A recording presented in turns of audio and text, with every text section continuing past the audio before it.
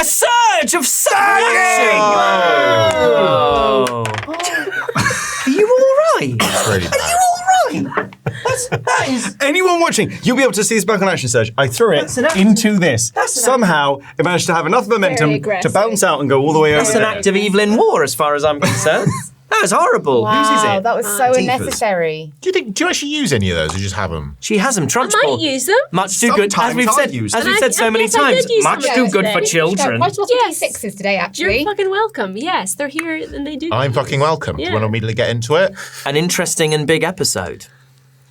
Yeah. Where, oh where, shall we begin? Inside Raidion, I think. Inside Raidion. All It was a up and very inside. childish episode, along with, I feel like it was one of our most intense roleplay episodes, and also our sort of dumbest teenager episodes we've done. Yeah. Like there are Oh, we bits, weren't there are all bits, like it. there are bits that we did today that a load of 15-year-olds would also do around a table Yes. in what we would call secondary school. But also there was some really rich storytelling and some lore and some a very interesting role play.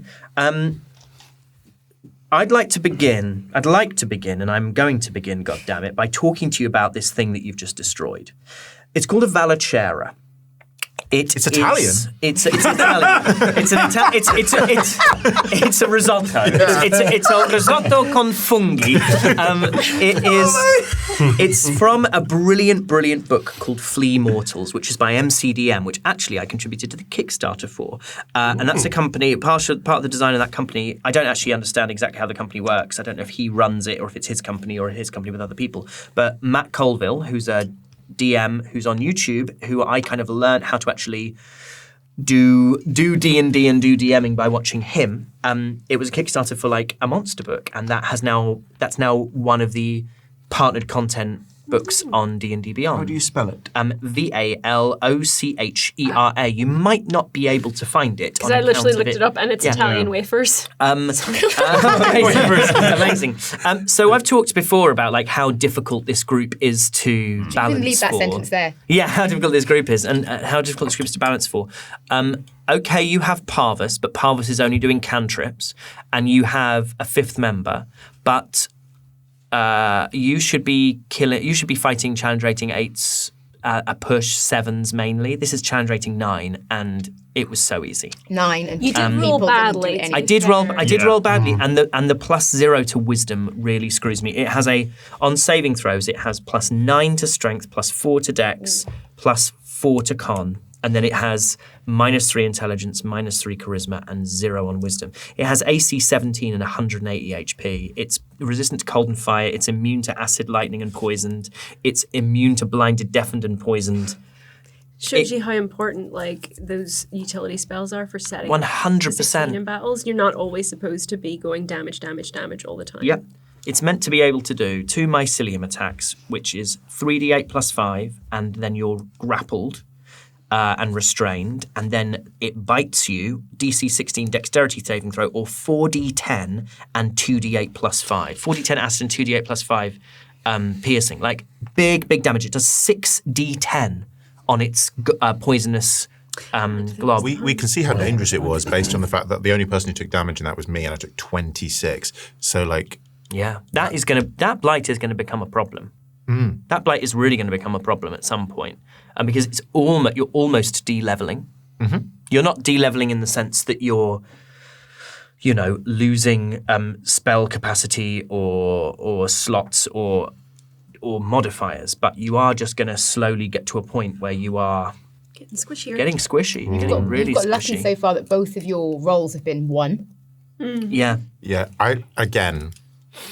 if it reveals too much, I really don't care. I kind of like it. We know. Yeah. No. I don't think that reveals anything you haven't said in the app. No, I don't. I think it's really cool, and I think I'm excited where him being blighted goes, and the more danger that he gets placed in and doing that thing, and how it's going to affect the group. And I really like it. And I think maybe, and again, I say this every action search, I like the way I play Dungeons and Dragons isn't necessarily the best action economy, and there will be, without revealing too much, I'm not being yeah, there is a reason for me that I'm playing the way that I'm playing, and it's I quite like it. So I quite like the fact that he's blighted, and that's all I'll say. Yep. But also, I really liked the use of disguise self. Yeah, Yeah, that was cool. Really fun, and I felt like you guys, what I thought you were going to do, which you always can do, but I didn't want to tell you to do it during the round, is you could say, I'm going to hold my action until he beats the save. I was gonna I feel like sometimes, it's. That in my head, I picture us doing that when I do one of those moves. But I mean, it's just whatever's most interesting. Yeah, it's tricky sometimes because it's like that's an awkward one because it's like when it takes damage, it repeats the save. But if you ever have something where it's like it repeats the and save at the end of a turn, you know, like everyone hold an action and just pound and pound and pound it and wait for a trigger. But it's kind of tricky to synergize that sometimes. that's also something that I've always thought about hypnotic gaze, which is we could do the same thing. Whenever I hypnotic gaze something, we can hold our action until And just wait till it moves, and then everyone hit it at once. We don't communicate much with each other in battle, to be fair. No, you don't. We don't, at all. I think only once have we ever really done it, and it was me to you on top of the sanctum going, do I attack or don't I? I think sometimes I will be like, oh, what about this? You can shoot the ceiling. That sort of stuff. Yeah. Because and usually though it's things like if it's on my turn, I'll do something that's kind of taken place on my turn because I feel like often I don't want to feel like I'm metagaming. But do you know what I mean? By throwing something in on someone, it's like I feel like saying something to someone is a free action. It's not a command. It's for an offer. For sure. I guess for me, out. from a role playing perspective, I'm thinking each turn is like 6 seconds. I agree with and you. so I'm thinking in that moment I'm doing this and this. So if I'm ever doing that sort of thing, I usually like to try and do it on my turn. I completely agree. I think it's a really nice way of doing it. Is if you have something to say it on your turn, and if not, it's like, oh, it's not my turn, and I don't know that, and I can't, reach out and change things. But you all, I mean, I rolled badly for it. You all rolled. Well, I'd say you rolled horrendously badly. 7. It's like going back to the old player's handbook where I don't have advantage. Yeah. And then I rolled 7. Yeah, I missed 7 attacks in a row. I did no damage. Well, also, you rolled quite a few of those without disadvantage because there was no need. Of them flat. And you're like, well, it's just a. And the longbow as well. I lose a +3 on a longbow. Yes. So I'm a +9 to attack because it's not my magic. sword and dagger. I'm only a +6 with longbow, so I'm already at that kind of like. Because you'd be a +8, but it's a magical sword Yes. and a magical dagger, so you get more. I do a +9, but the longbow is only a +6. Because it's dex, not strength. Kind of wild that our biggest damage dealer was basically out of action that entire fight, and we still.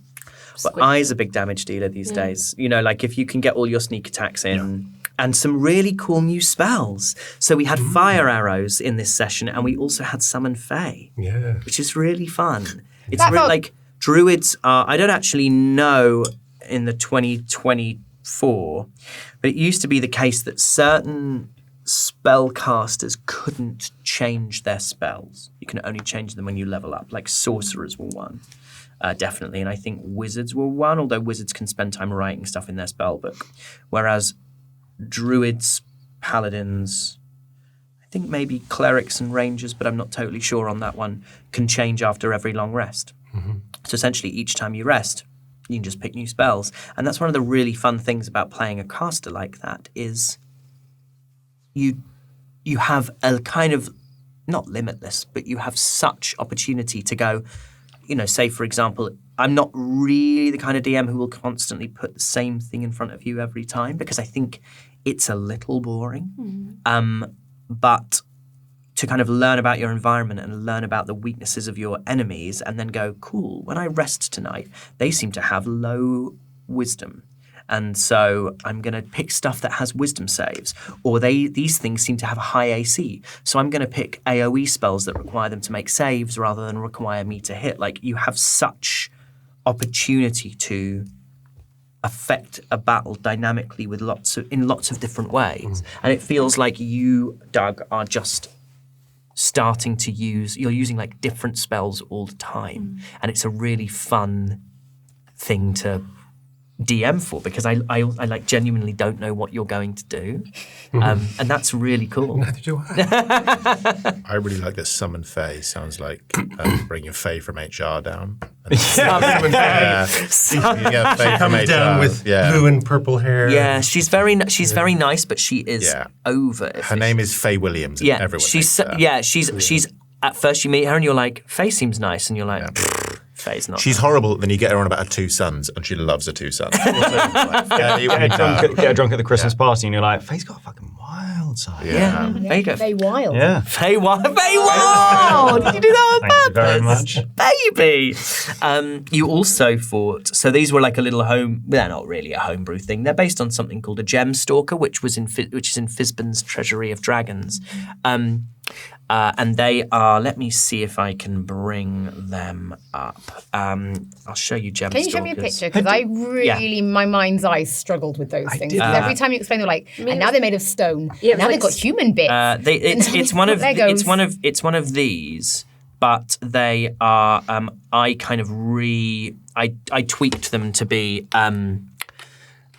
Made less of amethyst gem stuff and Maybe more. it's kind of like them, but also a little bit like an earwig. Oh, okay, cool. They Yeah, were like doing that little circular. the skittery thing, and then I'll show you the Valachera. Yes. Show us a picture of wafer. Just bring up the wafers. He's just going to Google wafers. The Valentiera. Oh, I'll have to bring this one up on D&D Beyond because it's the only place I can get it because obviously, quite rightly, they've kept their shiny new toy behind a paywall. Whilst you're doing that, I thought it was really cool how almost like the first fight we were very irresponsible, and the second fight Wow. That's creepy. Yeah, Flea Mortals is really, really cool. There's a kind of slightly new combat system, so you get like controllers, you get different kind of categories of monster, and I'm so sorry, Ben, I do want to come back to it. There's these different categories of monster, and they have different things. It's like really good for action economy, although it didn't really work out with this, but it's about creating like types of monsters that have specific roles when they are fighting in a group, and that they are all doing different things at different times. So it just makes combats more challenging. It stops them just being a grind and really boring. Whenever I'm trying to homebrew or tweak monsters, because really I don't homebrew. Like I don't start with nothing. I'll take a stat block and I'll mess with it a bit and repurpose things, but. It's kind of based on the way Matt Colville tries to do stuff, just keep things moving all the time. Sorry, Ben, I can't. No, I just think the fights were very different in their execution. I think obviously for Raidion, the first fight was very different. But like I felt like the first fight that we had wasn't great, and then but the second fight was great. And I think it was just a really interesting thing after our conversation that we'd had with. I always want to call him Gronoth, with Parvis, that actually after kind of the dressing down, actually the answer to the question of why do we do what we do, it's like because we're actually very effective once we fight. Once we're like on all cylinders, it's really effective. Even without our main hitter hitting stuff. Yeah. Like that's what we can do. Well, this kind of leads us on to that big, well, what you've termed a dressing down, which I guess probably isn't wrong. You're a funny old group, you guys, because you do love conflict between each other. You are really like drawn to it as a storytelling thing, and I don't think that's a bad thing at all. But it's something that we have to be careful with because ultimately the world is really full of enemies, and if you're also each other's enemies, you know, there's danger at every turn in a way that can become quite attritional. You know, when everything's difficult. And I think we've stayed the correct side of the line. And I think there's a lot and also people are doing stuff that's characterful and people are doing stuff based on, you know, like, I know, and I won't let people too far behind the curtain, but I know that certain like players will go to other players and be like, hey, I think I'm gonna try bringing this up at the table and I just want to prep you because I don't want you to feel ambushed by it. And I think that's a marvelous way of dealing with these things. But you guys felt on the edge of not necessarily like, I know that you're not literally going to do it, but dramatically you felt like on the edge of like a schism or an actual like breaking of the group. And we've been through a process not dissimilar to this in, I think, episode 11. After the tunnels, it's always when you're underground. after the trials of the Grenweird brothers. And then it felt for a while like you guys were friends, and then it's kind of gone back to a place of like opposition and conflict and difficulty. And I would just love to get people's views on that and how you felt this version of that went. Because again, suddenly you had an outsider. You had like an outside invigilator almost in the form of Parvis. We need to do something whilst he's summoning the owl. When I say people run things by, Alex said in the break, I want to summon the owl for an hour, so make sure you have great big existential crisis. Can I say you've said something which I actually, I actually kind of disagree with, which I think that whenever we have an argument, it's not that we're going back, it's that we're going forward. It's a development of that friendship. When you're friends with someone, you have the people you have sometimes the fiercest arguments with are your friends and family. They're the ones that we punched each other in a car park. Yeah, remember that? Yeah, we both got knocked out for 12 hours. Yeah, we knocked each other out. It was stunning. It went We viral. punched each other's fists. We punched each other's fists so hard we knocked each other out. Watching Dragon Ball Z. It was incredible. So I feel like what that was us almost having a go at each other, because fundamentally I think we love and care about each other. And it's that fear, but also just that because we care about each other as a whole. I felt like it was a weirdly loving thing, even though actually we are angry. You're still very angry at the person for doing that thing, but also maybe because Raidion has invested so much in Dolly, there's that anger there that he necessarily doesn't feel as safe as he would want to because he genuinely cares about her. And it's that, it's not that it's the stones that are corrupting you. And it's like, I think this is the best thing for you, even though it probably isn't. And it's incredibly misguided, but it's that way of... I'll say I don't think it's anything to do with the stones. And also, in a way, maybe, yeah. But at the same time, it's her own insecurities that the stones are just kind of bringing up. Like obviously that's the not obviously, I don't know, but like it seems like the intention is to scratch away at what is bothering her fundamentally anyway. And I think like she feels more comfortable attacking Raidion because that's kind of the relationship they had anyway. But with Kelnys, it was almost, she's just lashing out, really, because she's feeling pressure and feeling like, I think, being underground as well. I think it does actually have a bit of an effect on, the sort of state of mind that we're maybe all in. But I think with Kelnys, it's like, yeah, I didn't even really mean to attack him in that way, but I think it was just being frightened and being like, well, you're the only, that's the only sort of thing I can latch onto in that message, to really be like, oh, it's the wasp's fault, It's the wasp's fault that the net's closing in around us again, because like every time, we take one step forward, it feels like two steps back. And strangely, I didn't feel attacked. I felt like you were digging. Yeah. But I didn't feel like Kelmus felt attacked. I felt like he felt like you'd had that message. Which none of you would know about. Like, I think that was a little bit like, I don't know that. Would they have jumped to the stones straight away? I don't know, but yeah, that's tricky. I mean, I have it. The reason I have it written. No. You're I have it written down here because I was like, and as I said, do you want me to? Which is fair because I wanted. I feel like it's more interesting that we as players know it, and also that the audience hears it, because otherwise it would have to be a sort of thing where.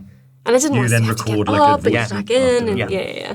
Also, I jumped to the stones because I would have known that the only information you could have known what you asked me about the last time was the stones. So that the conversation that we had was like something to do with the fact this information was being fed to you. So me doubling back onto that was like I was. But I didn't ask or say anything to Kelnys that I didn't already know about Kelnys' story anyway. But I did, but the stone obviously, it was like, wait a minute, I never asked Kelnys about that. Hold on, like. Is he keeping more stuff from us? It's like brain is just starting to go into overdrive, being like, it's a little bit of paranoia that is creeping in, and maybe that is, it is to do with the stones, but I think it was always there anyway. And it's just like fun to lean into it a little bit. So I think it's a really cool aspect of Dolly's character, actually, that we still don't know very much about Dolly and or Raidion, or any of us, really. I thought it was cool. I liked the argument because kind of like Ben's already said, you know, it's what happens in friendship groups, especially if there are stakes that are dangerous to everybody. People have different opinions about how to move things forward. Yep. So to me, it did feel like it felt. Sometimes you have to take a step back to take 3 steps forward. Yep. And that's what it felt like to me. I think it was probing in a sense that it's like, have I made the right decision here? Because that's always been at the back of her mind, is like, since they left the web, it's like, hold on, is this worth it? Because now it's like, hold on, so you know, have you been keeping information from us? Have you been keeping information from us? Like, am I, you know, have I put myself in danger? Because ultimately that's all, you know, traditionally, like, or, you know, in the past, that's all Dolly cares about is herself. But now it's like, I've actually I've exposed myself. I'm vulnerable. And was that against sort of character type or against personality type before? Was that the right thing to do? It was coming to a head anyway, because after whatever happened, whatever that conversation was, and even when I listened back for the glossary, I still skipped that entire section. So I genuinely don't know what you said. But the way Raidion and Dolly are biting, it's very clear that if that discussion hasn't, you're going to carry on doing this. You willingly hurt him in that battle. That is the first time we've actually damaged someone. She's stabbed No, me there before. have been Oh, that's true, there have actually. been other saves which have resulted in damage for other people.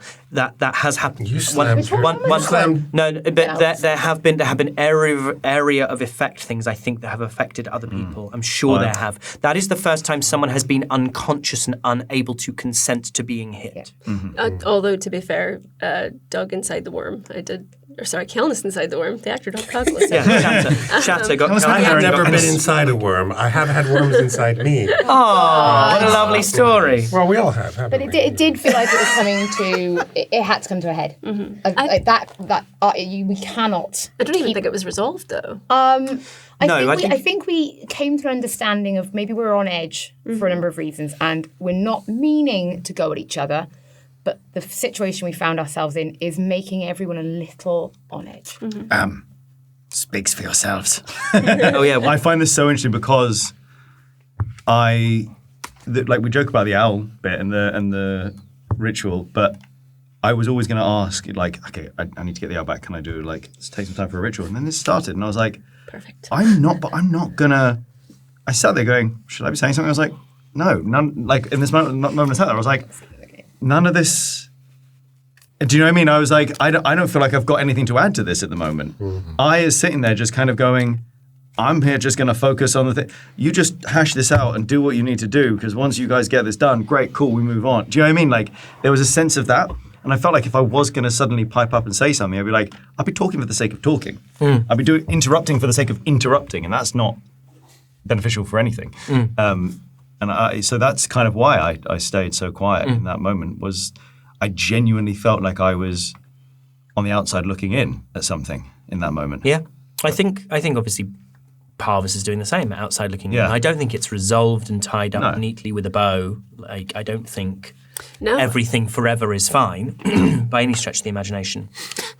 But I do. No, but just like I do hope that what I've never been, what no one's ever been able to point out, and it's a very obvious thing, but like, you guys are really good, and you've done really amazing stuff, and you've done and Parvis going, you've been everywhere and you've done everything, and you're all still here. Like, I don't get it. I don't get how you. I had such a great response to that. I wish I'd been able to.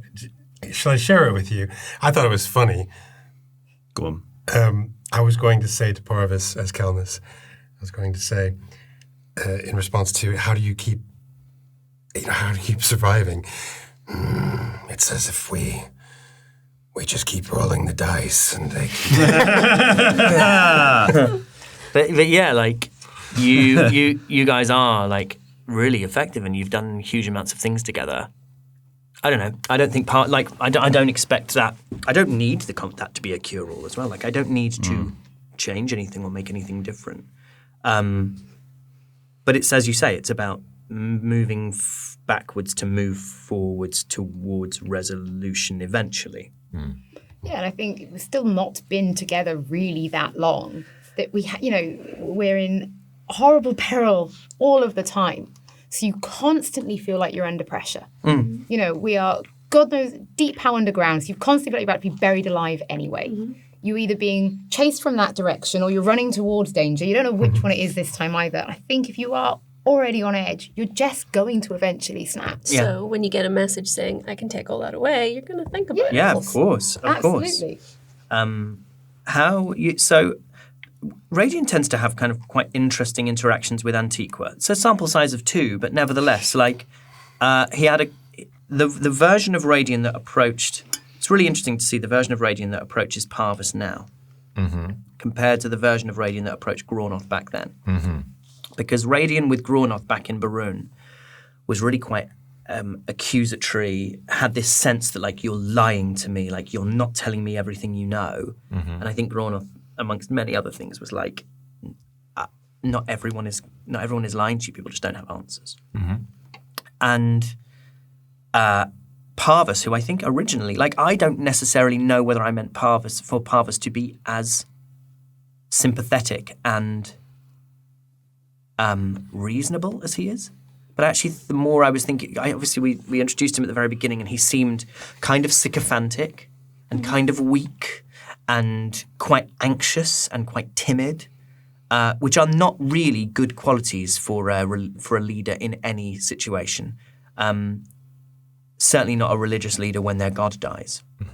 But the more I was thinking about it, we have this great big gap. And I was thinking about the nature of themselves, and I was thinking about Parvis and the schism that's emerged between them, and why would that be? And the more it struck me that actually Parvis is more interesting if Parvis is really quite reasonable, and that by and large the Antiqua were not bad people. Like the gods weren't stupid. They, with the exception of Theolon, they seem to have made pretty good choices. Like not perfect choices, but pretty good choices. He feels like the anti-Antiqua, though. Go on. Because this reaction, I think this is an appropriate use of the word, he's humbled. He's absolutely humbled, because he goes in, he's like, I feel like I don't have a connection with my God. I feel like I've been shut out.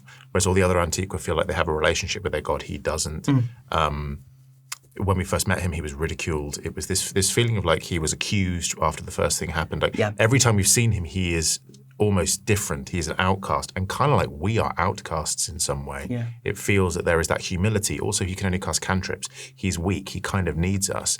What he can offer is 1,000 years of guidance, but what he can't offer is physical strength and physical prowess. He can help us in like tinkering ways. So it does feel like he's on that level. And the interaction that we had, what we've realized over that time is the Antiqua don't know everything. In fact, they're as baffled as we are. Yeah. And they're just blind.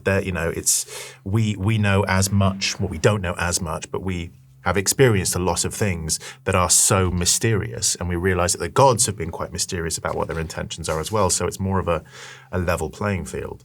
Whereas I felt there was a mistrust with the Antiqua, because you must know more, you must know more, you must know more. We've kind of seen the failings of quite a few of them, really, and how frail they are.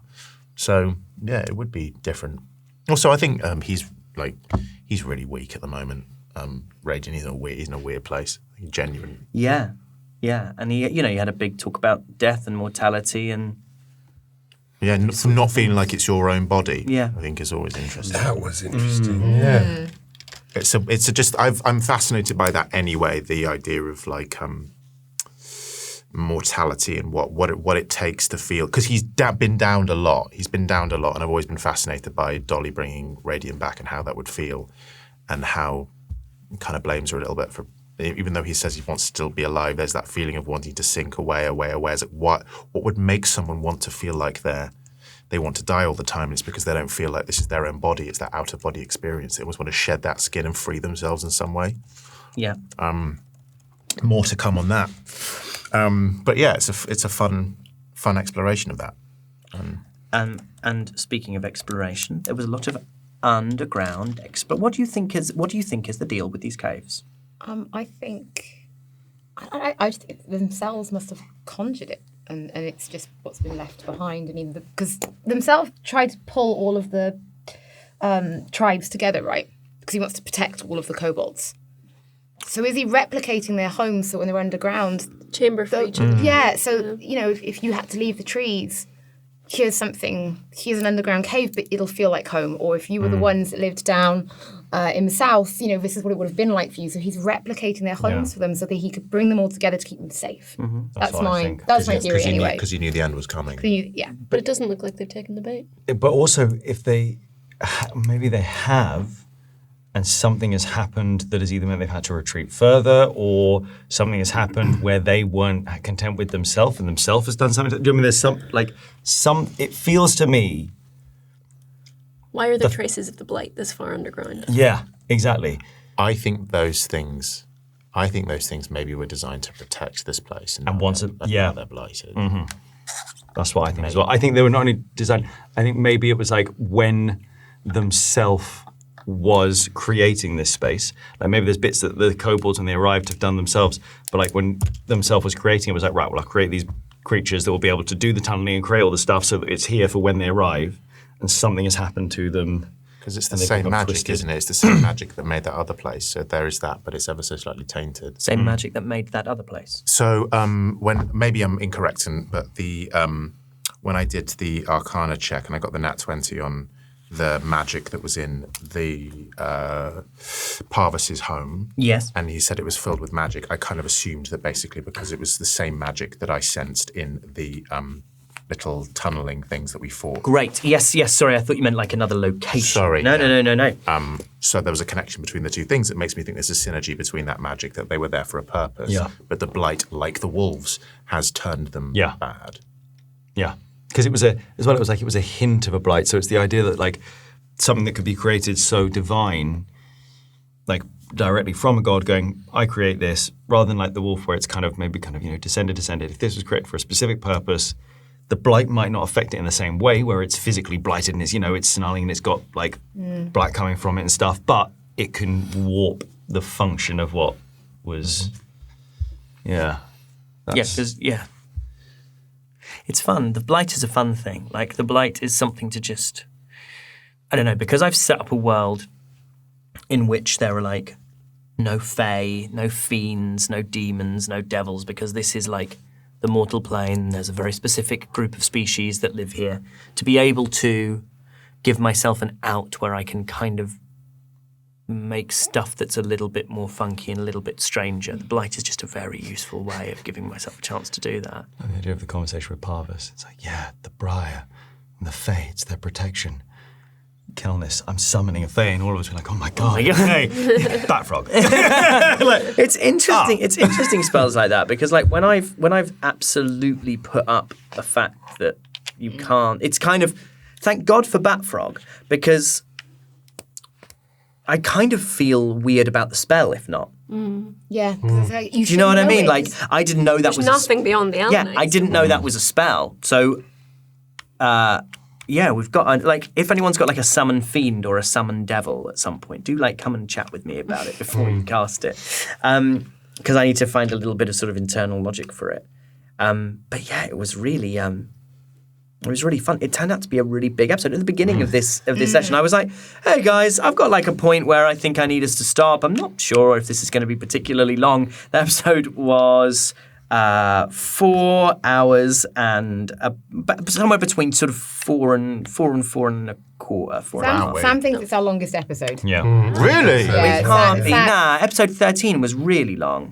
Sam seemed to think that was this is the one. Maybe that's because we're only doing one recording this weekend, and so I've just lent into it. This is unusual. So for people at home, we usually film a Saturday and Sunday together. And this month, we're having to split the filming days, which is really unusual for us. So it's actually a Sunday, and we did not film yesterday. Yeah. So I think we've come in with a bit more... Which is why our energy was so chaotic. It was so weird. Absolutely One insane opening. feral. Yeah. Utterly. And throughout as well. Normally we start a bit feral and then it sort of tapers off as we get into it. We carried on. Yeah. Like in that moment, I had an image of a graphic novel that I read once, and it's Ares, the god of war in the Marvel universe, but they need him to basically stop the Hulk, I think it was briefly. And they drop down Ares and they're talking about his unbridled rage. And it's like, someone said, what scares me most is that one day someone's going to have to put that thing down. And in that opening, as I was like, these are getting more and more unhinged, I had that image in my head of one day, someone's going to have to put that thing down. And that's what scares me most. Can I ask a question, which is that the first time you've ever seen themselves? Yeah.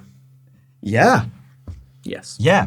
And even then, it's like I don't think in that moment I was able to fully kind of take in what I was seeing, because it was like kind of happens and it's bright, and I'm kind of taking in what happens in that moment as much as possible. But yeah, I have no idea really what themselves. If it's stories passed down and then you kind of go like, oh, well, this is the teachings, but I mean, is this kind of just the teachings that have been passed down as Chinese whispers? Yeah. And it's kind of been warped over time, and yeah. It's an interesting, yeah, I mean, also, so all the, I don't think this is a spoiler. I feel like it's not because you discover the Aston Cave, but like, they're all down here. Like, all the different I was going to think caves, that's all the all different 6 tribes sort of variations. are down there, which Assume is the salt in the fish was another one. the Salt and the Fish was a tribe from Brack, which is near the swamps, not far from where you started, and then there was one from Lode, and one from the Splinters. Don't give too much away. We're still down there. Yes, Still yes. exploring. I've But we passed those. I've got a plan. Stay in your lane! Yeah, but no, it was just because we had talked at the very beginning, Alex and I, about like what is life in kobold world? What does it look like? Yeah. And we talked about it in quite an abstract sense. And then maybe 5 weeks ago, I was like, can you actually give me, maybe a little bit longer, can you actually give me a description of a cave, and specifically of Eye's cave? And then from that, I just sort of riffed and was like, well, there are certain things that would be like universal.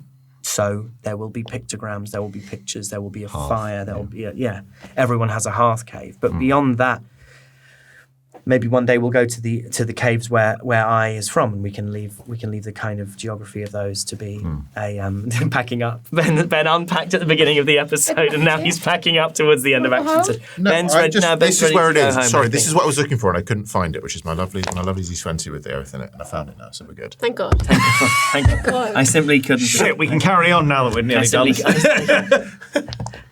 That's Isn't that one? But yeah, it felt like a nice opportunity to also flesh out Parvis. It's a funny thing when you got a DMPC, you don't want them to become the narrative focus of the episode. And I hope he didn't. No. That he was there. But it's also fleshing out it's almost like he's the proxy for yes, and he's laying the groundwork for your relationship with themself as well.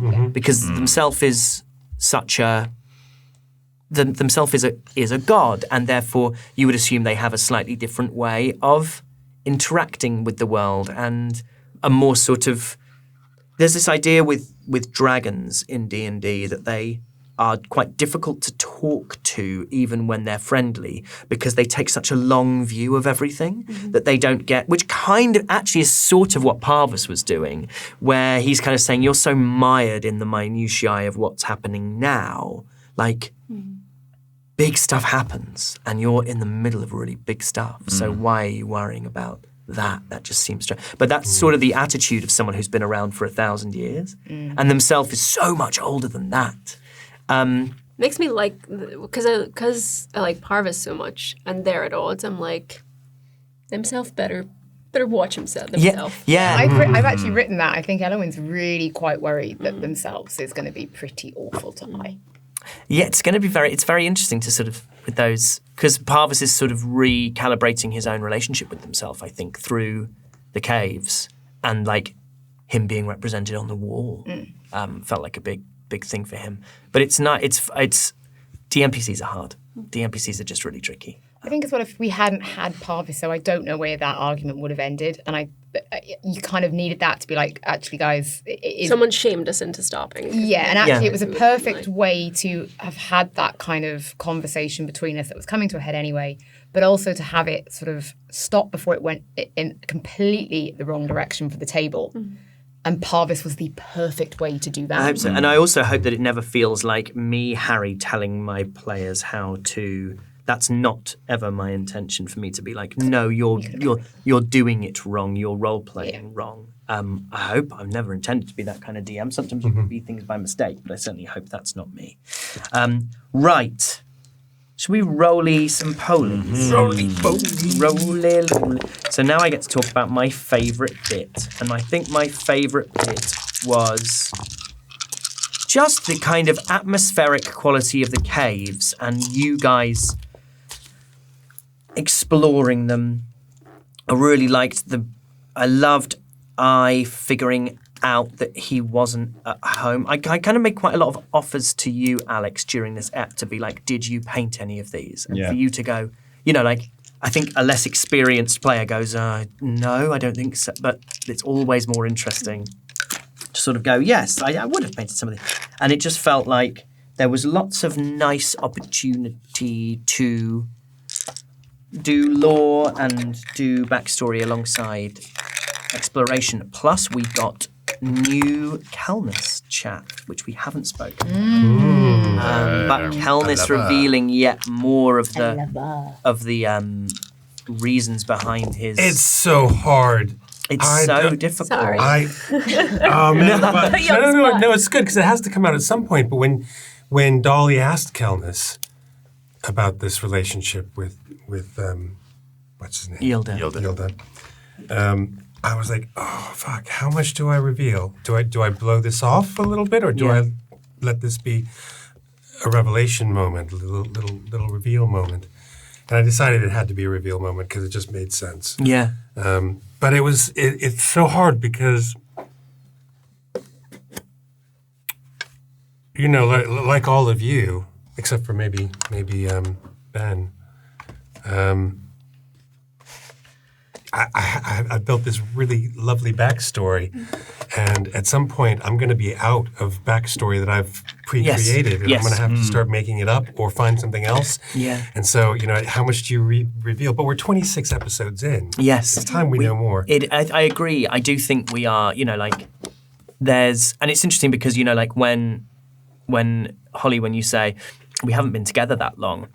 No, we haven't, I guess, in real time. Yeah. But also, people have been, it's a lot of story that we know. And so it's that age-old thing that I think we first talked about way back in like Ep 6 of how character development has to happen at an accelerated rate. And sometimes that's about like, oh man, I guess I didn't think I'd be talking about this yet, but I kind of decided here I am. Part of the reason I decided it was to reveal that information was because I had said that he pulled out this block of mahogany from which was so from lovely. I love little and was just details looking like that. at it, not carving it, just looking at it. And so when Dolly asked, I thought he's thinking about it. Yeah. And it's on his mind a lot. Yeah. And so he's got to. I thought it was lovely, and I like that the information came out sort of not reluctantly. I think that's probably the wrong way of phrasing it, but falteringly, because this isn't a story he's ever told, ever, right?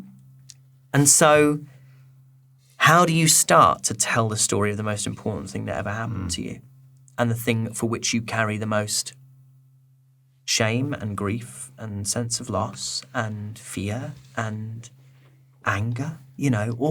Everything that you're trying not to give into all the time is contained within that story, right? So how do you start? I thought it was great. Right. Who'd like to reveal their Rollington, Pollington, Paddington Bear? 60. Don't judge. I'm happy with it. I don't judge. Are you? Oh, I wouldn't be. I That's wouldn't be, fine. You do maybe. you. It's not a problem. Yeah. Well, I'm in last place anyway. I don't know. I don't know. I think it's just. Some I think bad we're ones. probably stupid. Okay. It's a stupid thing. This game's stupid. Touch me, touch me. I think it's even Hands off stupider. the merchandise. Wilson. 110. Whoa. That you can be happy with. Which ones did you roly-poly with? These ones? Jordan. Consistently I'm hitting a fucking straight 116. Whoa. Cockle. Wow, I finally broke 100. Yay! 102. I've been in the 60s to like mid 80s for months and months and months. And that's just your music taste. And I'd say a respectable 90. 90. We're very close to getting most of you over that. I mean, so that's probably one of our better cumulative scores. Yeah. Other than old Albatross here dragging everybody down. This game. Yeah. He's a beautiful albatross. Oh, what an albatross. A magnificent. God, he's heavy. He's going to hang around your neck. What a one to have. Yeah. What an example of the breed. Like a little sloth. A kennel club. Yeah. He's the breed standard. Someone just pushing your little bum up in the air. Yeah. Looking at his gums. Putting your little face down. Putting your little shoulders back. Right, well, thank you very much for tolerating us on this week's episode of Action Surge. We'll see you very, very soon for more adventures in the world of Reliquia. Bye, everybody. Bye.